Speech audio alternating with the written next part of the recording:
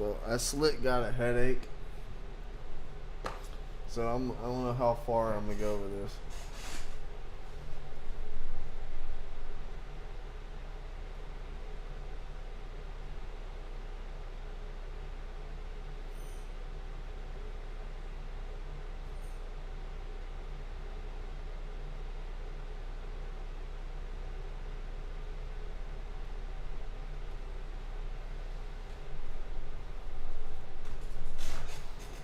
Let's see how far I can do this with a headache.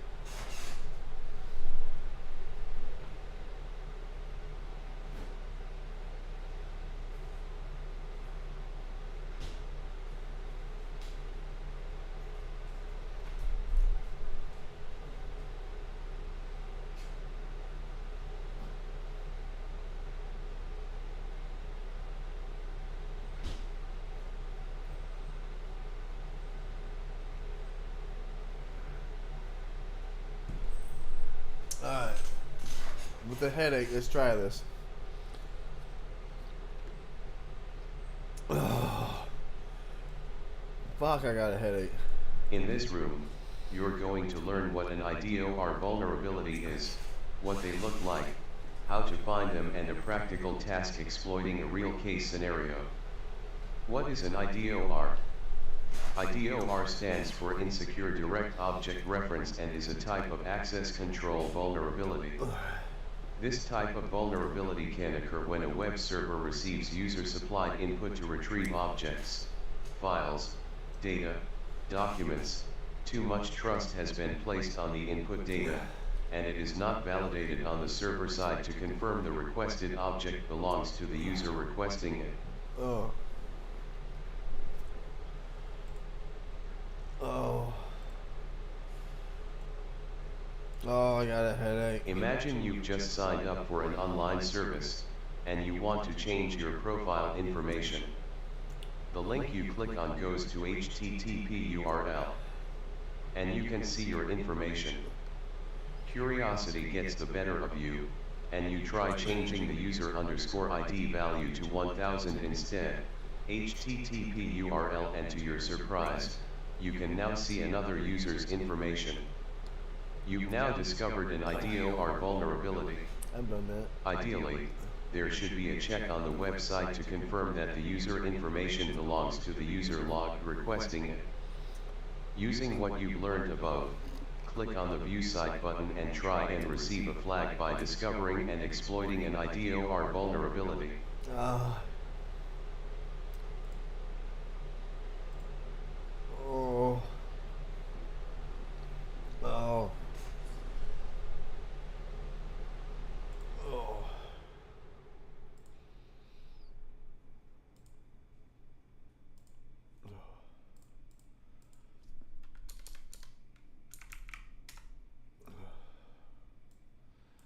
Oh, God, I got a headache.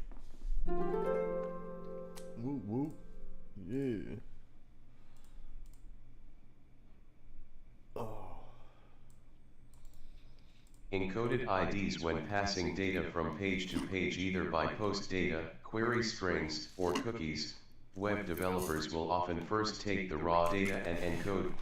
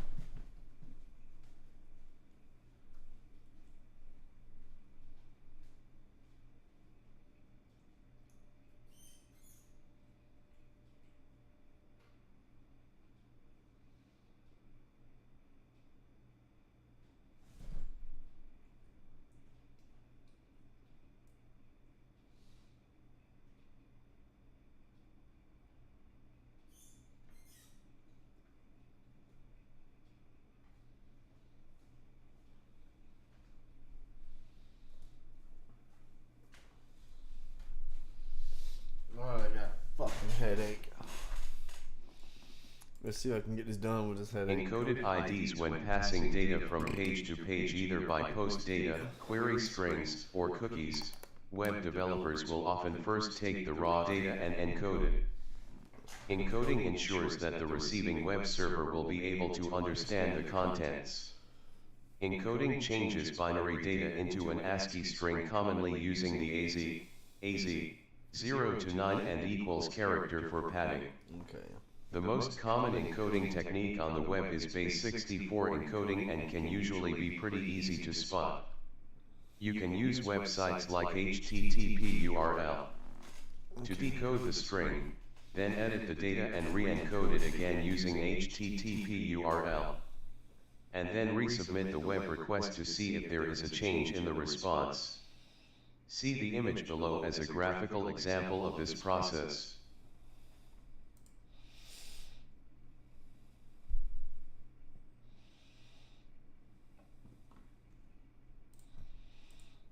What are you doing, orange cat?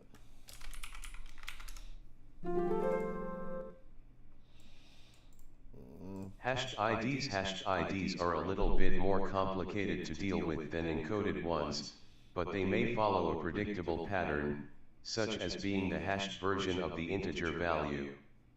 For example, the ID number 123 would become 202CB962AC5. It was gonna read the whole fucking thing, dude. It was gonna read the whole thing. Oh man, that's funny. If MD5 hashing were in use. It's worthwhile putting any discovered hashes through a web service such as HTTP URL, which has a database of billions of hash-to-value results, to see if we can find any matches.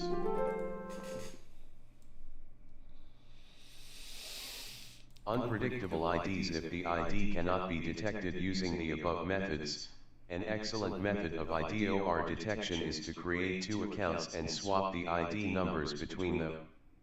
If you can view the other user's content using their ID number while still being logged in with a different account, or not logged in at all, you've found a valid IDOR vulnerability.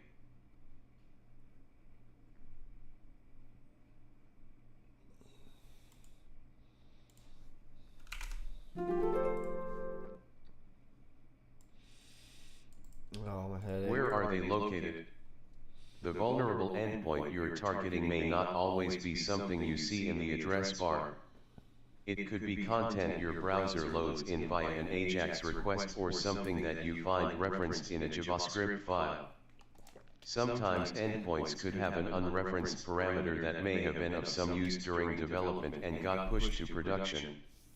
For example, you may notice a call to /user/details displaying your user information, authenticated through your session.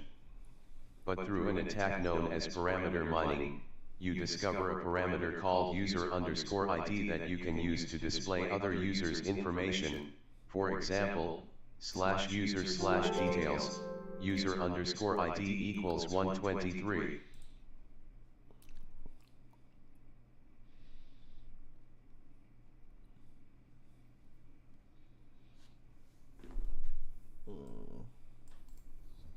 Firstly, you'll need to log in.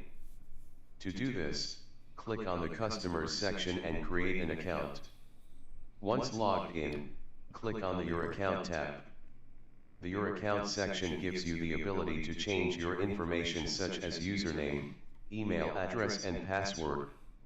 You'll notice the username and email fields pre-filled in with your information. We'll start by investigating how this information gets pre-filled. If you open your browser developer tools, select the Network tab and then refresh the page, you'll see a call to an endpoint with the path /API/v1/customer, ID equals user_ID. This page returns in JSON format your user ID, username, and email address. We can see from the path that the user information shown is taken from the query strings ID parameter. See below image.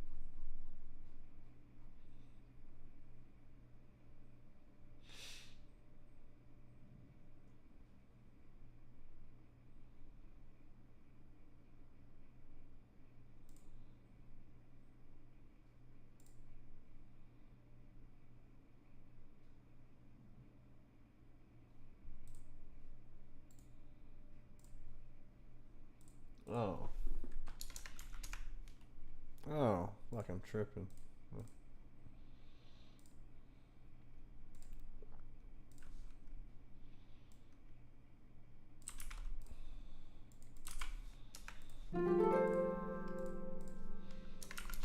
I was trying to figure that out.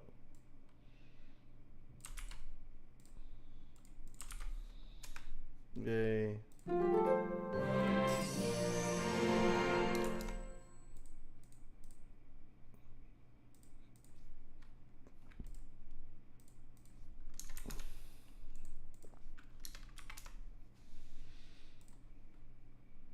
Cool, I got a headache, I'm done.